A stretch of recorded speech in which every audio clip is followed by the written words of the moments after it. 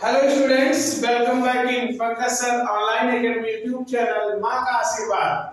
आज आपके बीच में क्लास 10th का बहुत ही इम्पोर्टेंट और बहुत ही आसान चैप्टर लेकर के आए हैं, कोऑर्डिनेट ज्योमेट्री, जो कि सभी बोर्ड के बच्चों के लिए लगभग 10 नंबर का पेपर आपको मिलेगा आपके बोर्ड एग्जाम में। 10 मार्क्स और केवल पढ़ना है एक टॉपिक, कोऑर्डिनेट ज्योमेट्री। इसमें जैसे आपने अभी पिछले ट्राइगोनोमेट्री पढ़ा है, उसी के पैटर्न पे इसका भी सिलेबस डिजाइन है और सभी बोर्ड में कुछ न कुछ चीजें, लगभग मैं मान के चलूं कि 70% चीजें कॉमन है। कुछ ऐसे हैं जो बेसिक्स हैं कि 9th में कुछ बोर्ड में पढ़ लिया है और कुछ चीजें ऐसी हैं जो सब में लगभग मैंने कहा जैसे मेजॉरिटी लगभग 70 से 80% चीजें कॉमन ही हैं। तो चलिए मैं इस टॉपिक को स्टार्ट करता हूं। कोऑर्डिनेट ज्योमेट्री, निर्देशांक ज्यामिति हिंदी में इसे कहा जाता है। कोऑर्डिनेट ज्योमेट्री या निर्देशांक ज्यामिति है क्या? तो ये है ये कि किसी बिंदु को, किसी पॉइंट को किसी प्लेन पर उसके पोजीशन को बताने के लिए, मतलब कोई पॉइंट कहां पे एग्जिस्ट करेगा, उसकी स्थिति को, उसके पोजीशन को बताने के लिए कोऑर्डिनेट ज्योमेट्री बनाई गई है। और कोऑर्डिनेट ज्योमेट्री में हम पढ़ते क्या है? कार्टेशियन प्लेन या कार्तीय तल के बारे में। कार्टेशियन प्लेन या कार्तीय तल होता क्या है तो उसको आप समझेंगे। कार्तीय तल एक ऐसा तल होता है जहां दो रेखाएं एक दूसरे को लंबवत इंटरसेक्ट करती हैं, एक दूसरे को परपेंडिकुलर इंटरसेक्ट मतलब प्रतिच्छेद करती हैं। ये जो प्लेन है आपका, ये कितने भागों में डिवाइड हो गया? 4 भाग में बट गया और इन चारों भागों को कहा क्या गया है? चतुर्थांश। क्या नाम दिया गया है? चतुर्थांश, जिसको इंग्लिश में बोला जाता है क्वाड्रेंट। क्या बोलते हैं? क्वाड्रेंट। समझ में आ रहा है? दो सरल रेखाएं एक दूसरे को प्रतिच्छेद करें, इंटरसेक्ट करें, तो जो प्लेन है ये 4 भागों में बट गया और यही चारों भाग इनको बोला जाता है चतुर्थांश। और आप कार्तीय तल भी से कहते हैं कार्टेशियन प्लेन। अब देखिए ये जो दोनों रेखाएं हैं, इन दोनों, क्योंकि ये देखिए ये ऐसा चीज है, अगर इसको आप बेसिक्स को क्लियर हो गए तो समझ लीजिए कि आप पूरे चैप्टर में बहुत ही आसानी होगी आपको सॉल्व करने में। देखिए तो ये जो रेखा है, एक ये क्षैतिज रेखा है, एक ये ऊर्ध्वाधर रेखा है, एक हॉरिजॉन्टल लाइन है, एक वर्टिकल लाइन है। एक क्षैतिज रेखा तो इसे एक्स एक्सिस कहते हैं, इसको कैपिटल लिख दीजिए, इसको एक्स एक्सिस, इसको वाई एक्सिस। जो एक्स एक्सिस होता है एक्स अक्ष और दूसरा है आपका वाई अक्ष, मतलब एक्स एक्सिस और वाई एक्सिस। एक्स अक्ष जो है उसे कहा जाता है क्षैतिज अक्ष, क्षैतिज अक्ष, और जो वाई अक्ष है उसे बोला जाता है ऊर्ध्वाधर, ऊर्ध्वाधर अक्ष। समझ में आ रहा है? एक होता है आपका हॉरिजॉन्टल लाइन और एक होता है वर्टिकल लाइन। इन दोनों के इंटरसेक्शन से बनने वाला जो चतुर्थांश है, इसका भी नेमिंग कर दिया गया है। पहले वाला जो ये पहला भाग है इसे फर्स्ट, दूसरे वाले को सेकंड, इधर तीसरे वाले को थर्ड और इसको कहा जाता है फोर्थ। ये आपका है प्रथम चतुर्थांश, ये है द्वितीय चतुर्थांश, ये तृतीय और ये चतुर्थ, मतलब first quadrant, second quadrant, third quadrant और फोर्थ क्वाड्रेंट। इतनी चीजें आपको समझ में आ रही होंगी कि कार्तीय तल या कार्टेशियन प्लेन क्या होता है। किसी प्लेन को में दो रेखाएं एक दूसरे को 90 डिग्री पे इंटरसेक्ट कर रही हो, उनके इंटरसेक्ट करने से जो प्लेन है वो 4 भागों में बट गया और ये चारों भाग कहलाते हैं चतुर्थांश, जिसे इंग्लिश में बोला जाता है क्वाड्रेंट। और इन चारों को नाम दे दिया गया फर्स्ट, सेकंड, थर्ड, फोर्थ। इतनी चीजें क्लियर हो गई। जो दोनों का कटान बिंदु है, जहां पे दोनों मिले हैं, इस बिंदु को बोला जाता है मूल बिंदु। क्या कहेंगे? मूल बिंदु। और मूल बिंदु को इंग्लिश में कहते हैं ओरिजिन। क्या कहेंगे? ओरिजिन। ठीक, बहुत आसानी से, बहुत धीरे धीरे चीजों चीजों को सीखेंगे, क्योंकि जल्दबाजी नहीं है, कॉन्सेप्ट क्लियर रहेंगे तो क्वेश्चन अपने आप लगेंगे। ओरिजिन इसे कहा जाता है मूल बिंदु, ओरिजिन हो गया। अब आप थोड़ा सा आपको प्रीवियस ईयर जो आपने पिछले क्लासेस में पढ़ी होंगी उसकी तरफ ले चलते हैं। जैसे आपने कहीं भी नंबर को नंबर लाइन देखा होगा, नंबर को लाइन पे प्रेजेंट करते हुए, तो नंबर को लाइन पे ऐसे रिप्रेजेंट करते हैं, बीच में होता है 0 और राइट साइड में जैसे जैसे हम बढ़ते जाते हैं इधर होता है पॉजिटिव नंबर 1 2 3 4 और इधर लेफ्ट साइड में होता है निगेटिव नंबर। ठीक है, तो -1 -2 -3 ऐसे इनफाइनाइट है। ठीक, तो यही जो नंबर लाइन है, समझ लीजिए इसी नंबर लाइन को उठा के यहाँ पे प्लेस कर दे, मूल बिंदु जो है ओरिजिन यहाँ पे हम 0 कर दे और इधर कहा जाए ये 1 2 3 4 5 6 और सेम इधर जो है इधर निगेटिव हो जाए -1 -2 -3 -4। समझ में आ रहा बात? अब देखिए आपने पढ़ा होगा इसी जो ये लाइन है, इस लाइन को एंटी क्लॉकवाइज घुमा दिया जाए, ऐसे ये है इसको घुमा दिया जाए, तो घुमाने के ऊपर वाला जो होगा ये पॉजिटिव हो जाएगा और नीचे जो है नीचे आपका निगेटिव नंबर हो जाएगा, ये आपके निगेटिव हो गए। ठीक है, समझ में इतना आ गया? इधर पॉजिटिव इधर निगेटिव, सेम है, ऊपर पॉजिटिव और नीचे निगेटिव, इस तरीके से ये स्ट्रक्चर बन गया।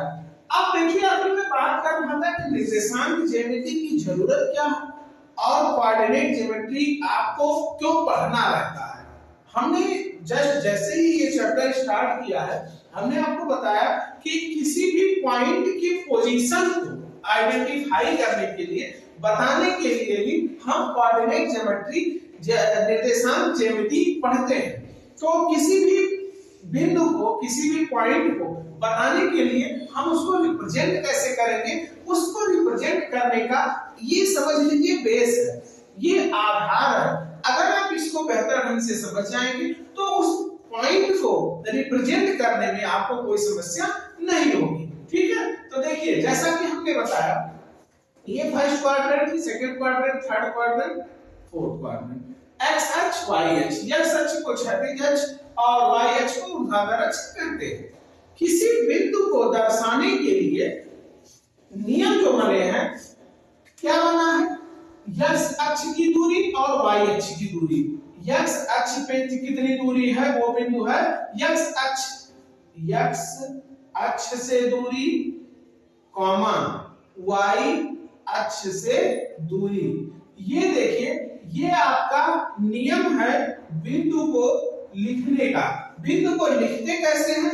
स्मॉल ब्रैकेट में, मतलब छोटे क्वेश्चन में लिखा जाएगा और वो जो बिंदु, जिस बिंदु के बारे में बात करना है, जिस बिंदु के बारे में बताना है, उस बिंदु की एक्स एक्सिस से, एक्स अक्ष से दूरी मेजर करेंगे और उस बिंदु की वाई अक्ष से दूरी मेजर करेंगे, तब हम बताएंगे कि वो बिंदु कहाँ पे स्थित है, उस बिंदु की पोजीशन बता पाएंगे तभी। एक्स अक्ष की जो दूरी होती है, एक्स अक्ष की दूरी को कहा जाता है भुज। क्या कहते हैं? भुज। वाई अक्ष पे जो दूरी होती है, वाई अक्ष से दूरी को कहा जाता है कोण। ठीक है, अब देखेंगे इसको इंग्लिश में हम क्या कहते हैं। एक्स अक्ष पे जो दूरी होती है उसे भुज कहेंगे। भुज की इंग्लिश होती है एब्सिसा, ABSCISSA, और कोण की इंग्लिश होती है ऑर्डिनेट, ऑर्डिनेट। ठीक है, किसी भी पॉइंट का जब हम पोजीशन बताते हैं कि उसकी स्थिति कहां पे है, तो एक्स अक्ष से वो कितनी दूरी पे है और वाई अक्ष से कितनी दूरी पे। बिंदु को दर्शाने के लिए एक्स अक्ष की दूरी कॉमा वाई अक्ष की दूरी लिखा जाता है। अब देखते हैं चिन्ह परिपाटी। चिन्ह परिपाटी, चिन्ह परिपाटी, चिन्ह परिपाटी में मैं आपको ये बताऊंगा first quadrant, second quadrant, third quadrant और फोर्थ क्वाड्रेंट। प्रथम चतुर्थांश, द्वितीय चतुर्थांश, तृतीय चतुर्थांश और चतुर्थ चतुर्थांश में चिन्ह परिपाटी क्या लिखा जाता है। तो ध्यान देंगे आप, अभी जस्ट बताया गया कि बिंदु को लिखने के लिए x अक्ष की दूरी कॉमा y अक्ष की दूरी लिखी जाती है। तो अब देखिए पहला जब चतुर्थांश आप लेंगे तो x अक्ष किसमें है, प्लस में है या माइनस में है, तो x अक्ष किसमें है, प्लस में है, इसलिए क्या लिखा जाएगा प्लस कॉमा, y अक्ष भी किसमें है, फर्स्ट क्वाड्रेंट में, यहाँ पे ये भी प्लस है, प्लस और प्लस हो गया। सेकंड में देखिए x किसमें है, माइनस में है, और y किसमें है, प्लस, तो माइनस और प्लस हो गया। तृतीय चतुर्थांश में x किसमें है, माइनस में है, y भी किसमें है, माइनस में, तो माइनस और माइनस। चतुर्थ में देखिए x किसमें है, प्लस में है, और y किसमें है, माइनस में। तो ये होती है चिन्ह परिपाटी। चिन्ह परिपाटी से आप ये बताते हैं, देख करके बताएंगे कि ये बिंदु जो है ये किस चतुर्थांश में स्थित है। जैसे मान लीजिए कहा गया 3,5, क्योंकि मैं बिंदु को दर्शाना इसलिए नहीं बता रहा हूं क्योंकि ये जो बिंदु को दर्शाने का जो रूल है या ये वाला क्वेश्चन जो है ये 9th में है, और हम इस समय इस वीडियो को आप लोग के समक्ष इस पर्पज से लेकर के आए हैं कि आपका बोर्ड का जो एग्जाम है उसमें लाभ है। तो बिंदु दर्शाना नहीं पूछा जाएगा, लेकिन हाँ कम से कम इतना आप बता जरूर जाने कि अगर ऑब्जेक्टिव क्वेश्चन में, क्योंकि अब सभी बोर्ड्स में मल्टीपल चॉइस क्वेश्चन को प्रमोट किया जा रहा है कि धीरे धीरे हो सकता है कि यूपी बोर्ड में जो अभी तक प्रोजेक्ट का 30 मार्क्स मिलता है 2025 में एक्सपेरिमेंट के थ्रू फिर से चेंज होने वाला पेपर पैटर्न, तो हो सकता है कि जो ये प्रोजेक्ट का 30 मार्क्स मिलता था ये आपको मल्टीपल चॉइस क्वेश्चन में मिले। तो इसलिए ऐसे चीजों को इग्नोर भी नहीं किया जा सकता। अब इसे किसी ने पूछा 3,5 किस चतुर्थांश में, तो अब आप क्या करेंगे, अगर चिन्ह परिपाटी आपको पता रहेगी तो देखिए 3 और 5 दोनों किसमें है, प्लस प्लस में, तो तुरंत आपके दिमाग में आएगा कि प्लस प्लस किस क्वाड्रेंट में है, तो प्लस प्लस किस क्वाड्रेंट में है, पहले में, तो तुरंत आप बता देंगे कि ये जो बिंदु है ये बिंदु कहां पे है, पहले चतुर्थांश में है। समझ में आ रहा है? मान लीजिए ऐसे कहीं लिखा है -2, -4, तो अब आपसे पूछा गया कि ये बिंदु कहां पे है, तो तुरंत आप देखेंगे कि तृतीय चतुर्थांश जो है, थर्ड क्वाड्रेंट जो है वहां पे ये बिंदु एग्जिस्ट करेगा, क्योंकि तृतीय चतुर्थांश का साइन रूल या चिन्ह परिपाटी ये है कि माइनस माइनस में अगर कोई नंबर है तो वो तृतीय चतुर्थांश में जाएगा। सेम ऐसे -3 और 4 अगर है तो माइनस प्लस किस चतुर्थांश में है, तो सेकंड चतुर्थांश में, द्वितीय चतुर्थांश में है। ठीक है, तो इस तरीके से आप बताएंगे कि इनकी पोजीशनिंग कहां पे है, ये कहां पे ये मिलेंगे।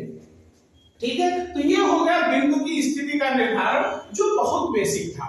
इस चीज को बताने का महज उद्देश्य इतना है कि जैसे घर बनने से पहले नींव की खुदाई होती है, वैसे ही ये सिलेबस, ये चैप्टर आपका बोर्ड एग्जाम का जो सिलेबस है उसको शुरू करने से पहले इतनी चीजें जो ऐसी थी जो दिखेंगी तो नहीं, लेकिन इसकी जानकारी के अभाव में आप अपना जो सिलेबस स्टार्ट करना है उसको स्टार्ट नहीं कर सकते। ठीक है, तो इतनी चीजों को आप बखूबी ध्यान से समझ लेंगे। ठीक, चलिए अब आपका मेन जो टॉपिक है, जो आपका सिलेबस है, उसको स्टार्ट करते हैं।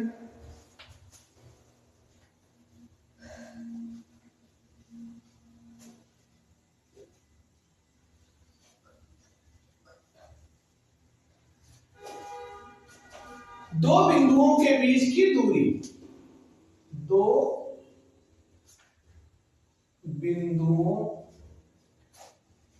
के बीच की दूरी, डिस्टेंस बिटवीन 2 पॉइंट्स, 2 पॉइंट है और उनके बीच की दूरी निकालनी है। इंपॉर्टेंट एक्सरसाइज समझ लीजिए, इंपॉर्टेंट फार्मूला समझ लीजिए। जैसे अलजेब्रा में a+b का होल स्क्वायर आप पढ़ते हैं, वैसे कोऑर्डिनेट ज्योमेट्री में ये दो बिंदुओं के बीच की दूरी का फार्मूले का महत्व है, बहुत ज्यादा इंपॉर्टेंट फार्मूला है।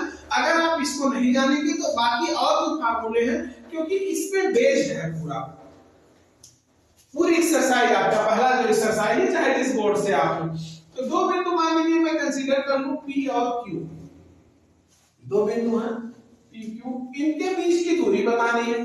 P का कोऑर्डिनेट मतलब निर्देशांक x1 y1 है और Q का y1 y2 है। अब इनके बीच की दूरी मान मान लीजिए हमने मान लिया d डिस्टेंस, तो इनके बीच की दूरी निकालनी है। दूरी निकालने का फार्मूला डिराइव करना कोई बहुत जरूरी नहीं है, क्योंकि आपसे फार्मूला डिराइव नहीं करवाया जाएगा। आपको फार्मूला के बेस्ड पे एप्लीकेशन पे आपको क्वेश्चन सॉल्व करने होंगे। तो देखिए दो बिंदुओं के बीच की दूरी का फार्मूला होता है d equal under root x2 minus x1 का whole square plus y2 minus y1 का होल स्क्वायर। ठीक है, दो बिंदुओं के बीच की दूरी आप इसी फार्मूले से हिसाब से क्वेश्चंस लगाएंगे, आपको बिंदु दिए जाएंगे। अब आप इसी के आधार पे उन दोनों बिंदुओं के बीच की दूरी निकालेंगे। पहला चैप्टर, पहली एक्सरसाइज है, जिस बोर्ड से हो आपको ये क्वेश्चन मिलेंगे कि दो बिंदु दिए रहेंगे, उनका निर्देशांक दिया रहेगा, आपको क्या करना है, उन दोनों बिंदुओं के बीच की दूरी निकालनी है। चलिए मैं जैसे क्वेश्चन के माध्यम से आपको बता रहा हूँ, -6, -7 और दूसरा पॉइंट है हमारे पास में -1, -5 इन दोनों बिंदुओं के बीच की दूरी बतानी है। तो देखिए क्या करेंगे, एक इसको x1 मान ले, इसको y1 मान ले, इसको x2 मान ले, इसको y2 मान ले। अब d का फार्मूला होता है under root x2 minus x1 का whole square plus y2 minus y1 का होल स्क्वायर। वैल्यू पुट कर दीजिए, तो देखिए अंडर रूट x2 की वैल्यू कितनी है -1, फिर माइनस, ध्यान देंगे x1 की वैल्यू -6 है, तो थोड़ा सा सचेत होंगे, -6, फिर होल स्क्वायर प्लस y2 की वैल्यू -5, फिर माइनस y1 की वैल्यू 7, फिर होल स्क्वायर। ध्यान दीजिए हमने कुछ नया नहीं किया है, फार्मूला आपको पता था, उसी फार्मूले पे ये जो पॉइंट दोनों दिए गए थे, इन दोनों पॉइंट को यहाँ पे प्लेस कर दिया गया है, इसका मान यहाँ पे रख दिया गया। अब इसको सॉल्व कर लेते हैं। तो देखिए अंडर रूट -1 माइनस का +6 का होल स्क्वायर, क्योंकि बोर्ड मास में पहले ब्रैकेट सॉल्व करते हैं, प्लस ये माइनस का प्लस, लेकिन साइन माइनस का आएगा, 5 और 7 जोड़ेंगे तो 12 का होल स्क्वायर बराबर अंडर रूट, ये 6 में से 1 जाएगा 5 का स्क्वायर प्लस 12 का स्क्वायर 144। तो यहाँ से आप जब आप स्क्वायर करेंगे तो 5 का स्क्वायर 25 और 144, 25 और 144 आप जोड़ेंगे कितना मिलेगा 169, और 169 का वर्गमूल कितना हो गया 13। इस तरीके से आप दो बिंदुओं के बीच की दूरी निकालेंगे। पहला एक क्वेश्चन है, सभी एक्सरसाइज में आपको मिलेंगे, दो पॉइंट आपको दिए रहेंगे, इन दोनों पॉइंट के बीच की डिस्टेंस आपको निकालनी है। जैसा कि हमने बताया कि ट्रिग्नोमेट्री हुआ या कोऑर्डिनेट ज्योमेट्री हुआ, ये दोनों लगभग आप मिनिमम मान के चलिए 10 मार्क्स आपको देकर के जाएंगे आपके एग्जाम में, इसलिए इसको बहुत अच्छे से पढ़ लीजिए, आप इसको नेग्लेक्ट नहीं कर सकते हैं इन सब चैप्टर्स को। ठीक है, एक क्वेश्चन और लेते हैं। जैसे मान लीजिए कोई वैल्यू दी गई है 3, 4 और 6 और 2, इसका निकालना है, इन दोनों बिंदुओं के बीच की दूरी निकालनी है। तो यहाँ पे लिखेंगे x1, यहाँ लिखेंगे y1, यहाँ लिखेंगे x2, यहाँ लिखेंगे y2, इन दोनों बिंदुओं के बीच की दूरी निकालनी है। तो फार्मूला नहीं दिख रहा है, x2 माइनस x1, तो 6 - 3 का whole square plus y2 minus y1 2 - 4 का होल स्क्वायर, तो इक्वल 6 में से 3 जाएगा कितना बचेगा 3 का स्क्वायर प्लस -4 तो -2 का स्क्वायर, तो 3 का स्क्वायर कितना हो गया 9 और 2 का स्क्वायर कितना होगा 4, तो कितना आ गया √13। रूट इसका वर्गमूल निकलेगा, स्क्वायर रूट निकलेगा, ये आपका आंसर हो जाएगा। तो इस तरीके से आप दो बिंदुओं के बीच की दूरी निकाल सकते हैं आसानी से। क्वेश्चन और लेते हैं इस पे। एक तो इतना बेसिक पूछा जाएगा, अगर थोड़ा सा और स्टैंडर्ड क्वेश्चन का लेवल बढ़ता है तो देखिए और किस टाइप से आपसे क्वेश्चन पूछ सकता है। देखिए इस टाइप के क्वेश्चन पूछते हैं, find the value of x, x की वैल्यू पूछेगा in the distance between, if the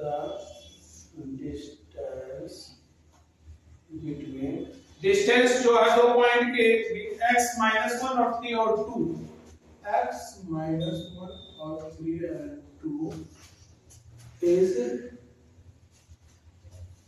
5। देखिए ध्यान से समझेंगे, दो पॉइंट दिए गए हैं पॉइंट, इन दोनों पॉइंट के बीच की डिस्टेंस 5 गिवन है और आपको निकालना x की वैल्यू। इस टाइप का क्वेश्चन आपको मिलता है पेपर में, चाहे जिस बोर्ड से रहेंगे, क्योंकि ये थोड़ा सा स्टैंडर्ड लेवल उसका थोड़ा हाई कर दिया जाता है, क्योंकि आपको पता है बोर्ड एग्जाम में बहुत आसान क्वेश्चन नहीं मिलते हैं, थोड़ा बहुत जरूर लेवल को हाई किया जाता है, क्योंकि ये एग्जामिनर भी समझता है कि हाँ 10th में बच्चा है तो वो थोड़ा बहुत मेहनत से पढ़ा होगा, इसलिए क्वेश्चन के लेवल को थोड़ा अच्छा खासा दिया जाता है। देखिए हमको क्या गिवन है, दो पॉइंट है x और -1 और 3 और 2 और डिस्टेंस इसका गिवन है 5। अब आपको फार्मूला पता है x1 y1 x2 y2 d equal root x2 minus x1 का whole square plus y2 minus y1 का होल स्क्वायर। वैल्यू पुट कर दीजिए, d की वैल्यू क्या है 5, रूट x2 की वैल्यू क्या है 3 माइनस x का होल स्क्वायर प्लस y2 की वैल्यू क्या है 2 माइनस और माइनस प्लस 1 का होल स्क्वायर। अब देखिए यहाँ पे थोड़ा सा आप क्या करेंगे, यहाँ स्क्वायरिंग बोथ साइड कर देंगे तो स्क्वायर रूट इधर से खत्म हो जाएगा, स्क्वायर रूट खत्म हो जाएगा, तो लिखेंगे दोनों पक्षों का वर्ग करने पर। हम क्या करते हैं, दोनों पक्षों का वर्ग करने। हिंदी इसलिए लिख दे रहे हैं क्योंकि हिंदी मीडियम वालों को ऐसा ना लगे कि क्वेश्चन इंग्लिश में लिखा जा रहा है तो इंग्लिश मीडियम का ही फायदा। मैथ है इसके बाइलैंग्वेज लेकर के चलिए, उसको समझना बहुत आसान है। सही क्वेश्चन लिखा है कि दो बिंदु दिए गए हैं और दूरी दी गई है, तो आराम से आपको x की वैल्यू निकालनी, ठीक। तो दोनों बच्चों का वर्ग करना है। अब इंग्लिश मीडियम वाले हो तो इसको इतना तो आपको भी पता ही होगा कि दोनों बच्चों का वर्ग करने का मतलब क्या होगा, स्क्वायरिंग ऑन बोथ साइड, दोनों बच्चों का वर्ग कर देंगे। तो वर्ग करने पे ये 5 का स्क्वायर क्या हो जाएगा 25 और इधर से स्क्वायर होगा तो उधर जाएगा, तो 3 माइनस x का होल स्क्वायर प्लस 2 और 1 2 प्लस 1 का होगी, वैसे लिख दें केवल स्क्वायर रूट हटा के। अब इसको थोड़ा और सॉल्व करते हैं। 25 इक्वल, देखिए ये a माइनस b का होल स्क्वायर होगा तो a square plus b square minus 2ab तो 6x, फिर प्लस 3 का स्क्वायर 9।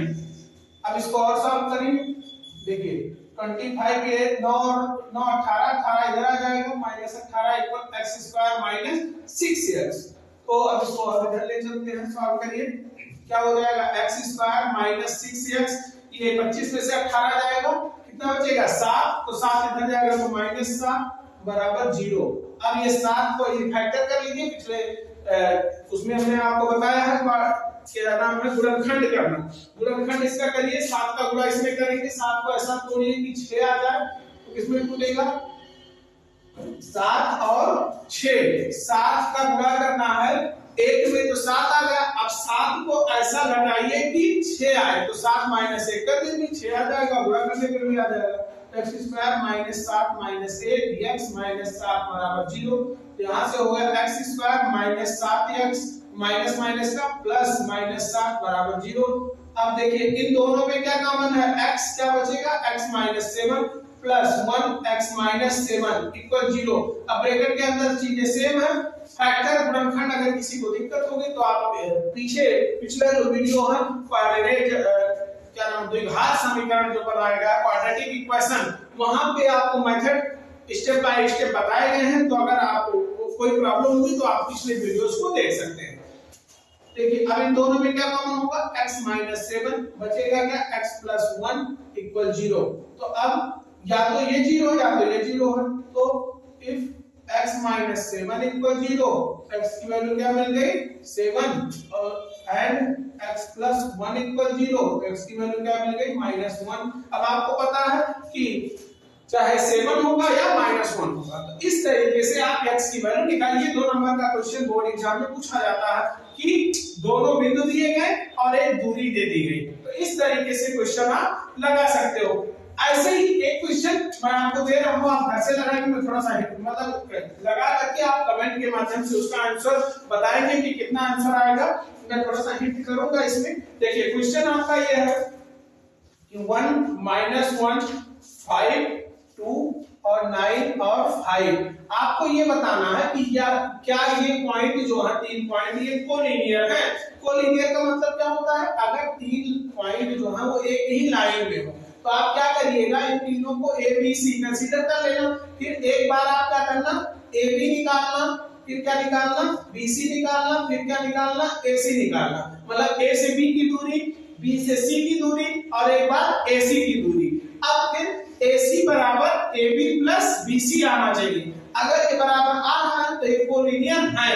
तो आप इस क्वेश्चन को सॉल्व करके जरूर बताएंगे कि ये कोलिनियर है या नहीं है। ये 3 पॉइंट हमने आपको दिया है, आपको ये बताना है कि ये कोलिनियर है या नहीं है। ठीक, तो वीडियो बहुत ज्यादा लंबा ना हो, क्योंकि अभी हमने आपको बताया था ये बेसिक क्लास लिया जा रहा है और भी इसके पार्ट दिए जाएंगे। जैसे ट्रिग्नोमेट्री के पार्ट आपको मिले हैं 2-3 पार्ट में वीडियो, वैसे ही इस, क्योंकि इंपॉर्टेंट है, बहुत इंपॉर्टेंट चैप्टर है, इसलिए थोड़ा थोड़ा पार्ट करके अगर आप पढ़ेंगे, फॉर्मेटिक असेसमेंट करके पढ़ेंगे तो नॉलेज आपका आसानी से धीरे धीरे बढ़ता चला जाएगा। तो आप बहुत आराम से पूरे वीडियो को 1 से 2 बार देखेंगे तो जो भी चीजें होंगी क्लियर हो जाएगी। अगर किसी प्रकार की प्रॉब्लम हो, समस्या हो, तो आप कमेंट के माध्यम से अपने क्वेश्चन जरूर बताएं और वीडियो को शेयर करें। अपना सजेशन अपने कमेंट के माध्यम से जरूर पिन करें, जिससे आप पता चल सके कि आप इस वीडियो से क्या चीजें सीख रहे हैं।